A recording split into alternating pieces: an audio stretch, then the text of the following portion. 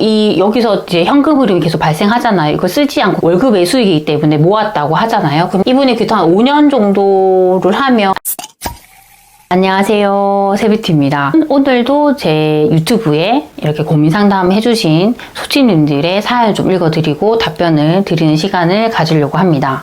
일단 간단하게 이분의 사연을 좀 말씀드리겠습니다. 저는 33살 청년입니다. 모아둔 돈도 없고 이제부터라도 시작하고 싶은데 저처럼 백지부터 시작하는 사람은 어떻게 출발하는 게 좋을까요? 라는 사연이었습니다. 되게 간단하긴 한데 사실 이분처럼 생각하는 분들이 많을 것 같아서 제가 좀 답변을 드리려고 영상을 찍게 됐습니다. 그런데 일단은 우선적으로 말씀드리고 싶은 부분은 절대 늦지 않았다는 거예요. 그러니까 저 같은 경우는 부동산에 전혀 관심이 없던 사람이었거든요.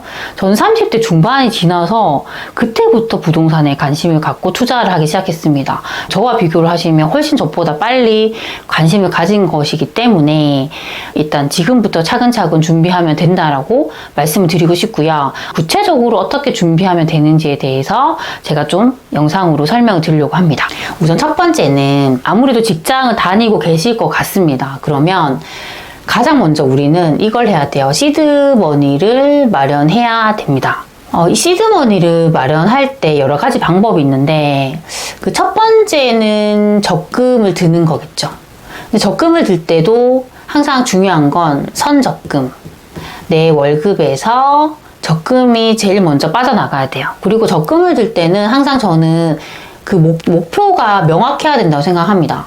이 목표가 명확해야 된다는 건 나는 이 월급에 몇 프로를 내가 적금을 들겠다. 만약 50%를 들겠다. 60%를 들겠다라는 그 기준이 있어야 되고요. 그리고 나는 몇 년 안에 얼마를 모으겠다라는 기준이 있어야 돼요. 그럼 예를 들면 나는 5년 안에 1억을 만들겠다라는 기준을 세우시면요. 이게 월에 내가 얼마를 적금해야 된다는 게 딱 나와요. 그러면 대략적으로 계산을 하면 한 170만 원 정도 적금을 넣으시면요. 5년에 1억을 모을 수가 있습니다. 그래서 이렇게 일단 무조건 나는 170을 모을 거야. 그리고 나는 5년에 1억을 만들 거야. 라고 생각을 하면 거기에 맞게 딱 차근차근 우리가 돈을 잘 모을 수가 있습니다. 그리고 이렇게 하면서 이제 남는 돈을 가지고 이제 생활을 하셔야 되겠죠. 그렇게 생활을 하면 자연스럽게 이 소비는 제한이 돼요. 이 돈에 맞춰 살아야 되거든요. 저는 사실 가장 절약을 할 수 있는 방법은 이 돈에 맞춰 살면 되는 거예요. 제일 먼저 적금 빠져나가고 남는 돈에 맞춰 살면 자연스럽게 우리가 소비가 제한되면서 이제 절약을 하게 되는 것 같습니다. 그리고 두 번째는 우리가 시드를 계속 모아갈 거잖아요. 사실 시드를 모으면서 이 돈으로 내가 무엇을 할지 이게 정해져야 돼요. 이걸 계속 생각을 해야 돼요. 그렇죠? 그래서 이거 생각을 하는데 사실 제 유튜브 채널 보시는 분들은 부동산에 당연히 관심이 많으실 거예요. 근데 저는 우리가 부동산만 해야 된다라고는 생각하지 않습니다. 특히나 이렇게 젊은 분들은요. 저는 사업도 같이 할 수 있다고 생각을 해요. 부동산과 사업을 같이 하시면 와 정말 이게 시너지가 커집니다. 커진 이유는 사업에서 발생하는 돈을 다시 부동산에 넣어가지고 자산을 계속 키울 수 있어요. 선순환이 돼요. 나중에 또 부동산에서 이익이 생기면 사업에 넣어서 사업을 또 확장시킬 수 있죠. 이 둘이 계속 맞물려 돌아가게 되거든요. 그러면 그냥 부동산만 한다거나 그냥 사업만 하는 것보다 훨씬 더 시너지가 생기게 됩니다. 그래서 그런 식으로 우리가 일단 생각을 하시면 좋을 것 같고요. 이 사업에 대해서 잠깐 말씀을 드리면 사업이라고 해서 저희가 사실 뭐 거창한 건 아니에요. 우리가 할 수 있는 돈이 처음에는 적기 때문에 어차피 작은 사업부터 시작을 해야 되거든요. 그래서 최근에 제 조카가 사업을 하고 있어요. 그 이야기를 좀 드리려고 합니다. 이 조카 같은 경우는 이제 대학교 졸업을 하고 얘가 아르바이트를 했어요. 아르바이트를 했는데 치킨집에서 했거든요. 근데 얘 되게 열심히 했고 오랫동안 했습니다. 사장님이 다른 곳에도 치킨집을 했기 때문에 이걸 넘긴 거예요. 제 조카에게. 얘가 이제 그 돈을 들여가지고 인수를 한 거죠. 이걸 인수를 해서 하게 됐는데 이게 첫 사업이었는데 안정적으로 잘 됐습니다. 그래서 이걸 계속 하다가 얘가 확장을 시켰어요. 조금 더 규모를 키워서 치킨 가게를 하고 있는데 이것도 잘 되고 있어요. 경기에 따라 조금 차이는 있긴 하지만 그래도 직장 다니는 거 이상으로 수익이 난다 하더라고요.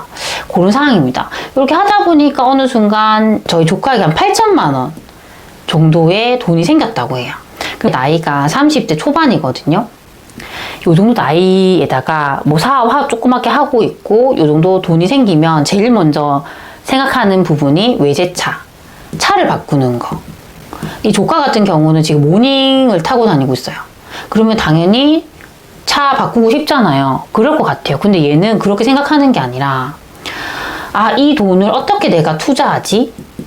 이렇게 생각하는 거예요. 약간 관점이 되게 다르더라고요. 이 생각을 하다 보니까 약간 친구도 보면 끼리끼리이긴 한데 친구들이 사업을 하는 친구가 계속 많은 거예요. 근데 이 친구가 그 무인 소품 샵을 한대요. 무인 액세서리점 같은 소품 샵을 했대요. 근데 이걸 하는 걸 지켜봤더니 안정적으로 수익이 나는 거예요. 계속 그걸 보다가 나 이거 해야겠어 라고 생각을 하고 이 조카가 8천만 원 투자금을 들여가지고 무인 소품 샵을 시작을 했습니다. 그런데 첫 달에 수익이 났는데 순수익, 매출에서 이제 다 공제를 하고 순수익이 200만 원이 났다고 하더라고요.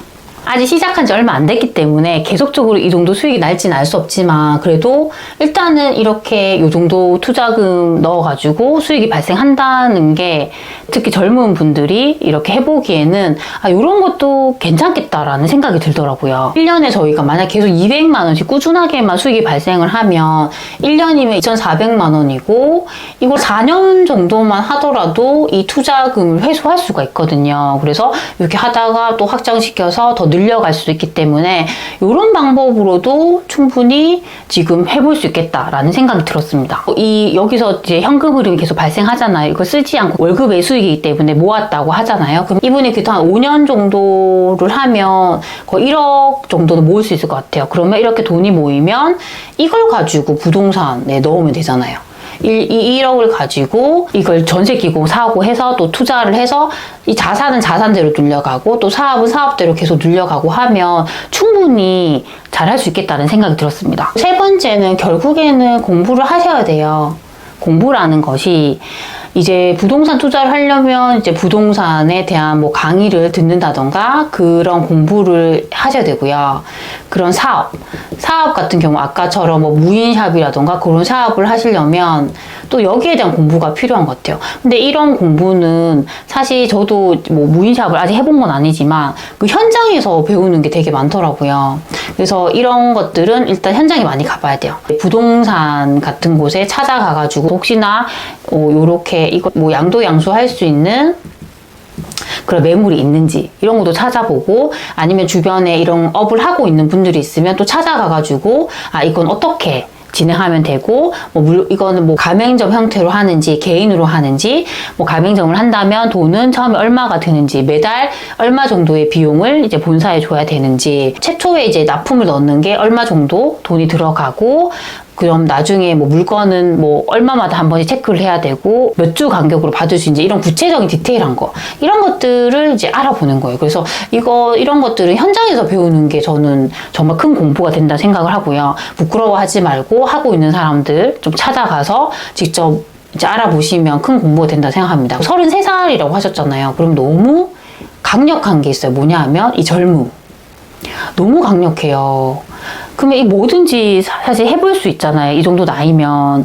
그래서 충분히 잘할 수 있기 때문에 저는 제가 좀 알려드린 방법으로 좀 큰 틀에서는 내가 작은 사업이랑 부동산을 좀 병행해서 해보자라는 생각으로 좀 해보셨으면 좋겠습니다. 오늘은 33살인 요 30대인 분이 아직 모아둔 돈도 없고 이런 공부에 대한 지식도 없어서 이제 고민하는 것들에 대한 제 생각을 좀 말씀을 드렸습니다. 좀 정리를 해드리면 일단 1차적으로는 돈을 모아야 돼요. 내가 돈이 있어야 뭐든 해볼 수 있습니다. 그리고 두 번째는 돈을 모을 때 내가 이 돈으로 뭘 할지를 정해야 돼요. 부동산 투자를 할지, 뭐 주식을 할지, 사업을 할지 이제 이렇게 내가 목적을 정하는 게 중요합니다. 그리고 세 번째는 그것에 대한 공부입니다. 뭐 부동산 공부, 이런 사업에 대한 공부 이런 것들을 계속적으로 뭐 강의를 듣는다던가 현장 현장에서 계속 배워 나가시면 돈도 마련되어 있기 때문에 그런 지식만 딱 배우게 되면 바로 이제 실행에 들어갈 수 있거든요. 근데 이분은 확실히 젊음이 있기 때문에 잘할 수 있기 때문에